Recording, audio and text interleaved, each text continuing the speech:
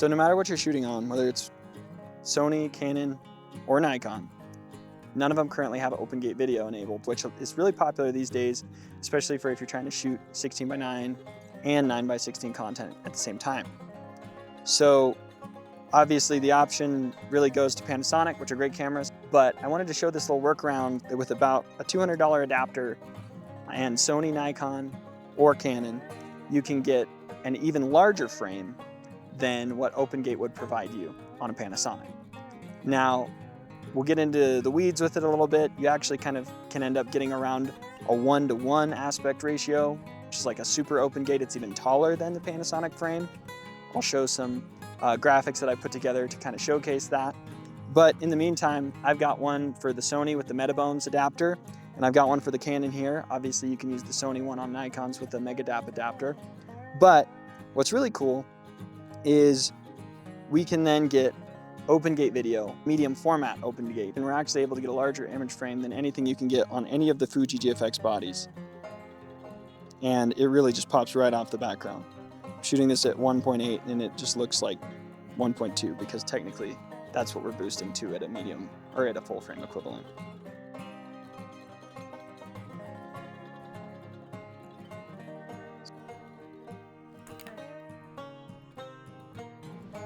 So first of all, a few disclaimers. This obviously can't work on mirrorless lenses, this workaround, because we're gonna put an element between the lens and the taking camera.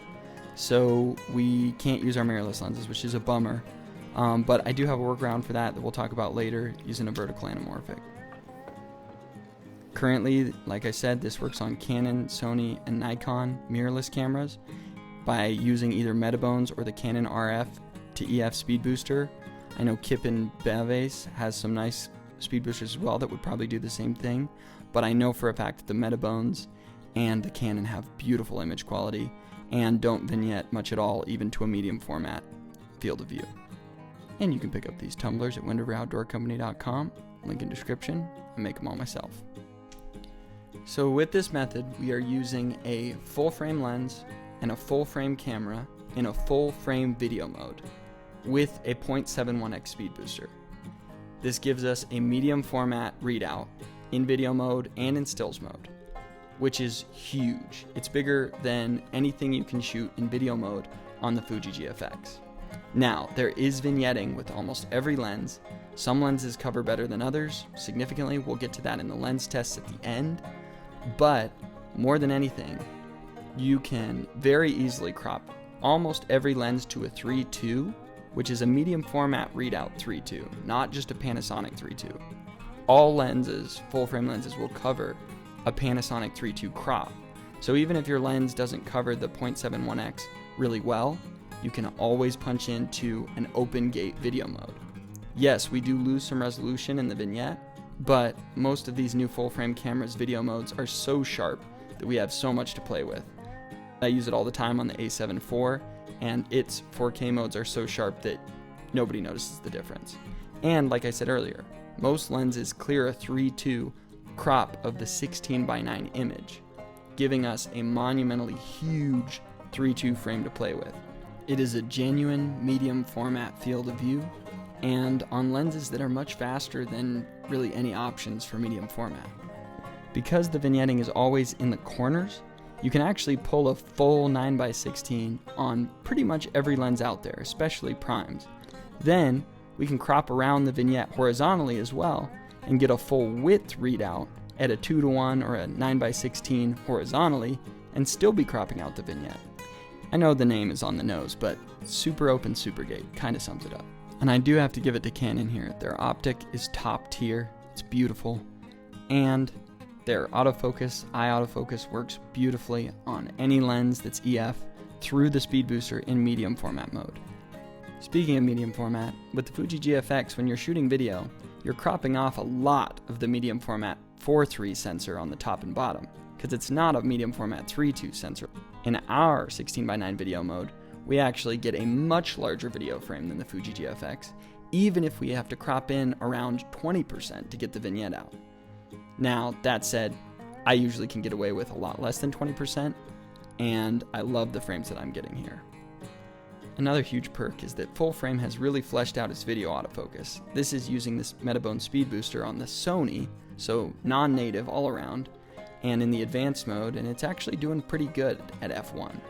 The Canon is obviously a lot better because it's basically native even through the Speedbooster, but not too bad from Sony, and it works really well on stills. Now, one thing I want to say is I'm not entirely just chasing bokeh here, although I do really love the separation you can get from using super fast lenses on a super huge image frame.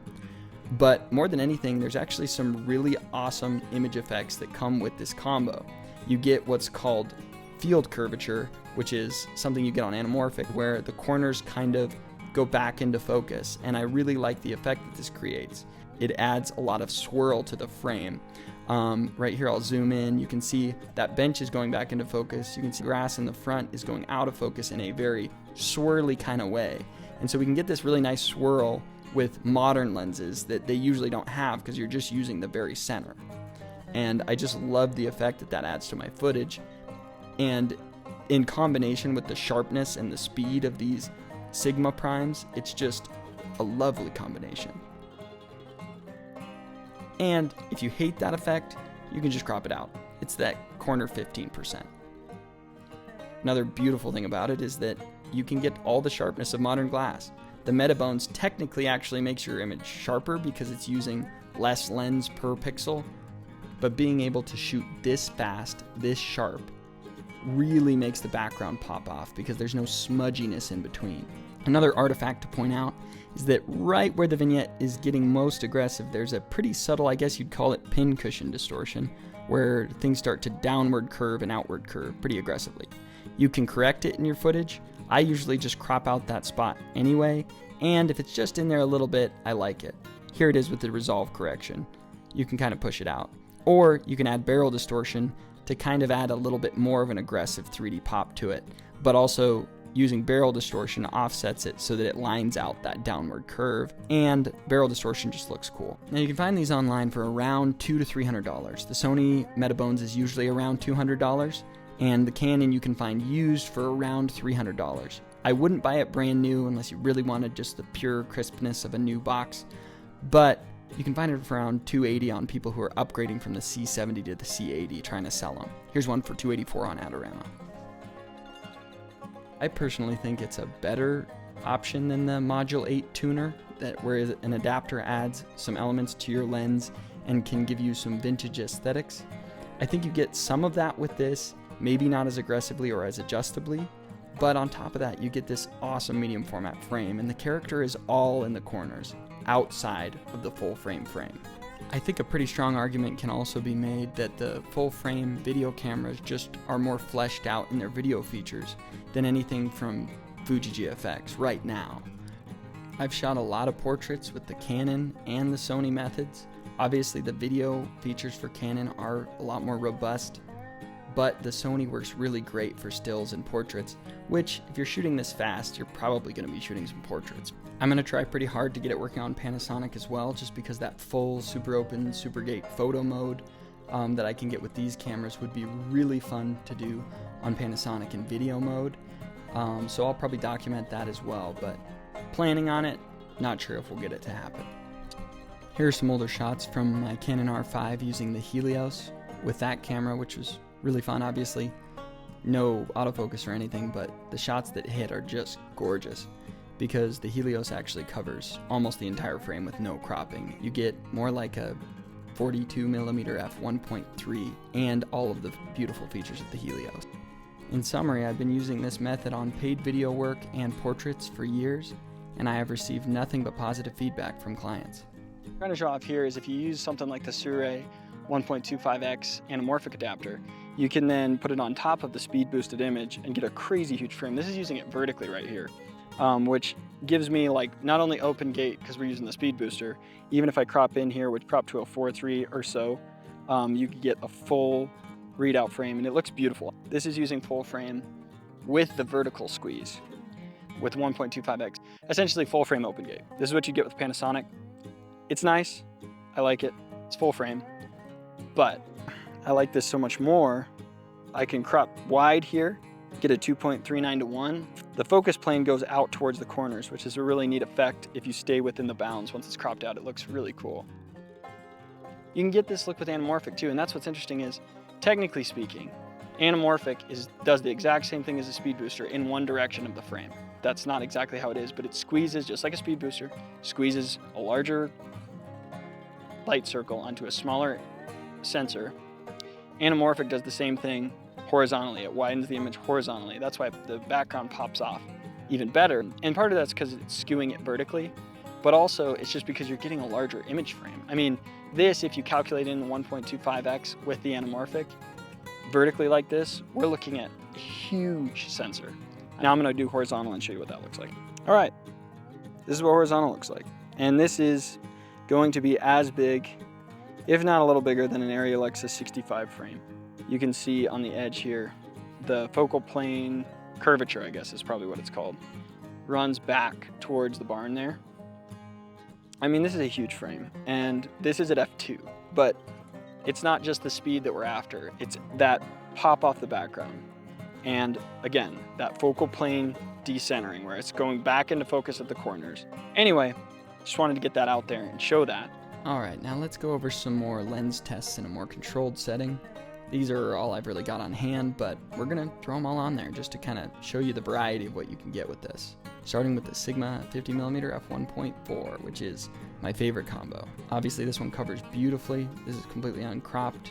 You can see where we'd be with a full frame 16:9. The AF works really well on Canon, and this is on the Sony. It clears the 3.2 beautifully, 16:9 with a 10% crop. Tumblr's in description.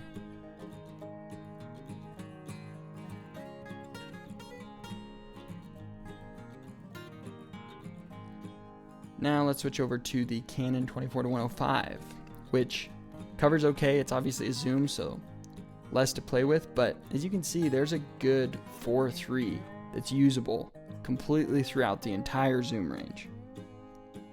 This is at 3.2, crop out. 4.3, that's where we'd be at full frame. So basically you can get a 4.3 open gate mode with this lens all throughout the focal range. And AF works really well. We're technically at f2.8 here because it's the speed booster.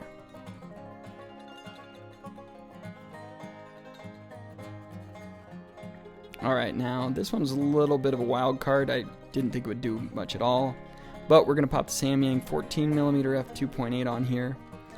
And right away you'll notice that this is a bit of a stretch.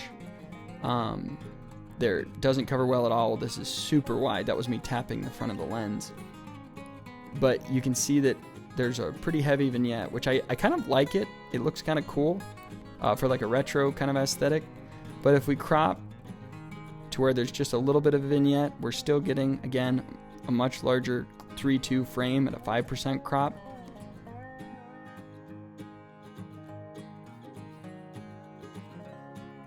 Again, it's a cool vignette.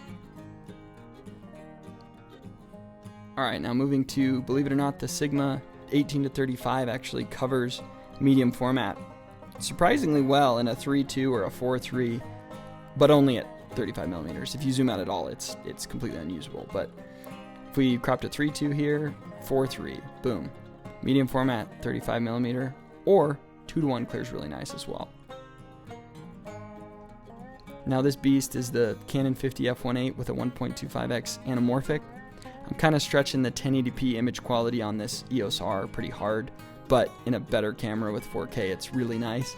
It clears the full Alexa 65 frame, and it clears without anamorphic as well. And it's a nice, really, really tiny combo.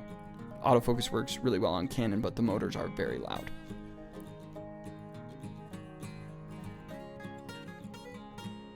Lastly, we're going to switch to this little beast, the Helios 58mm f2. This is my favorite combo. It's super tiny. We're shooting with like a nice vintage medium format right here. And it's super small. Fits around your neck. You can take it hiking. And it clears the whole frame. There's a tiny bit of vignetting, but for most things I almost like it. But the 3.2 is like, clears gorgeously. And again, we're enhancing that Helios swirl by going outside of the traditional image circle. They actually shot part of the new Dune movie on this lens, and I wouldn't be surprised if they used an Alexa 65.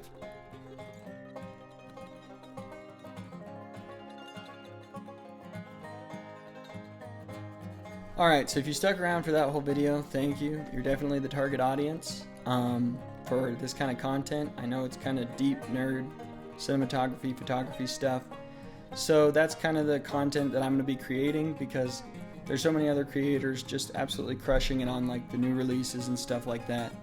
And so this is kind of just my little niche I've been working on for a long time.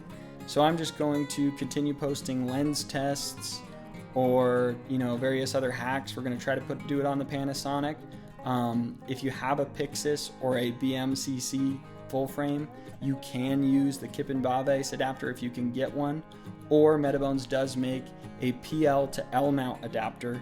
So obviously PL is a little more expensive, but there's some cool new anamorphics that are affordable in PL that you could adapt to your Pixus or your BMCC using the Metabones PL to L adapter. And you would get this exact same field of view with that, because the glass is pretty much all the same. It's that 0.71 glass from Metabones. So you should be able to get the exact same thing on a Pixus or a BMCC.